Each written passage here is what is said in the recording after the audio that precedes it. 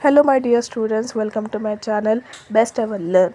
ఈరోజు మనం సబ్జెక్ట్ తెలుగులో 8వ తరగతి పుస్తకం ఫస్ట్ లెసన్ ఫస్ట్ పాఠం చదువుదాం. సో మీకు ఇది కనబడుతున్న పేజీ ఇది ఇండెక్స్ పేపర్. సో ఇందులో మీరు అన్ని పాఠాలు చూసుకోవచ్చు. అండ్ ఫస్ట్ పాఠం పేరు ఏది గొప్పదనం. దీని గురించి ఈరోజు మనం చదువుదాం. ఈ పాఠం కథా ప్రక్రియకు చెందినది. సో ఈరోజు మనం ఏది గొప్పదన పాఠం చదువుదాం. పిల్లలు, మీకు దానం గురించి తెలుసా? సో మన దగ్గర ఉన్న వాటిలో మనం ఇతరులకు పంచడం దానికి దానం అని అంటారు. ఇక్కడ చూడండి, ఈ పేజీలో మీకు ఏం కనబడుతుంది? కింద బొమ్మను చూడండి. ప్రశ్నలకు జవాబు చెప్పండి. ప్రశ్నలకు జవాబు చెప్పండి. పై బొమ్మలో మీకు ఎవరెవరు కనిపిస్తున్నారు? పై బొమ్మలో స్త్రీలు మరియు 3 పురుషులు కనబడుతున్నారు. వారు ఏమి చేస్తున్నారు? ఒక బొమ్మలో ఒక పురుషుడు కొన్ని మహిళలకు బట్టలు పంచుతున్నాడు. మరియు ఇంకొక బొమ్మలో 2 పురుషులు అన్నం తింటున్నారు. మీరు ఎప్పుడైనా ఎవరికైనా దానం చేశారా? మనమందరం ఒకానొక సందర్భంలో దానం చేసి ఉంటాము. పిల్లలు, మనం ఈ పాఠం ద్వారా మంచి గుణాలను తెలుసుకోవచ్చు. మంచి గుణాలు అంటే దానగుణం లాంటి వాటిని మనం తెలుసుకుందాం. పాఠం నేపథ్యం: కురువంశ రాజసింహాసనం కోసం కౌరవులకు మరియు పాండవులకు మధ్య కురుక్షేత్రంలో యుద్ధం జరిగింది. ఎంతోమంది ఈ యుద్ధంలో మరణించారు. చివరకు పాండవులు విజయం సాధించారు. పాండవులు 5. అందులో పెద్దవాడు ధర్మరాజు. యుద్ధంలో జరిగిన హింసకు పరిహారంగా ధర్మరాజు ఒక యాగం చేశాడు.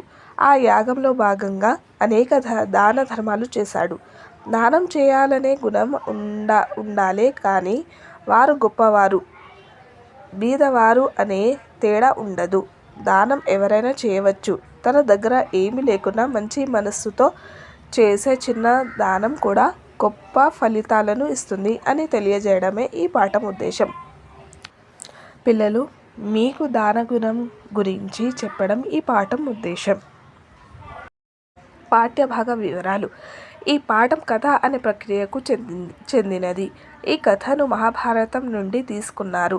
రామాయణ మహాభారతాలను ఇతిహాసాలు అంటారు. ద్వితీయ భాష విద్యార్థుల కోసం ఈ కథను వచన రూపంలో రాయడం జరిగింది. విద్యార్థులకు సూచనలు: పాఠంలోని బొమ్మలను చూడండి, వాటి గురించి మాట్లాడండి. మీ ఉపాధ్యాయుడు చెప్పే కథను వినండి. బొమ్మల ద్వారా తెలుసుకున్న విషయాలను కథలో పోల్చుకోండి. పాఠం చదవండి. అర్థం కాని పదాల కింద గీత గీయండి. ఆ పదాలకు అర్థాలను పదపట్టిక, నిఘంటువు చూసి లేదా మీ ఉపాధ్యాయుడిని అడిగి తెలుసుకోండి. సో పిల్లలు, దీని తర్వాత ఇక్కడ నుండి మనం పాఠం చదవడం మొదలు పెడతాం. కురుక్షేత్ర యుద్ధంలో ఎందరో మరణించారు. దాని పరిహారంగా ధర్మరాజు ఒక యాగం చేశాడు.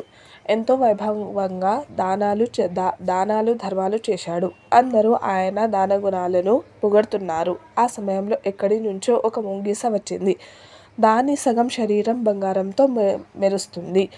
వాళ్ళ మాటలు విని ముంగిస పెద్దగా నవ్వింది. అది చూసి అక్కడున్న వారు నవ్వుకు కారణం అడిగారు. ఒక పేద బ్రాహ్మణుడు చేసిన దానం ముందు ఈ దాన ధర్మాలు చాలా చిన్నవి అన్నది. వాళ్ళు ఆయన చేసిన దానం గురించి చెప్పమన్నారు. అది ఇలా చెప్పడం మొదలుపెట్టింది. ఒక ఊరిలో శక్తిప్రస్తుడు అనే ఒక పేద బ్రాహ్మణుడు ఉండేవాడు.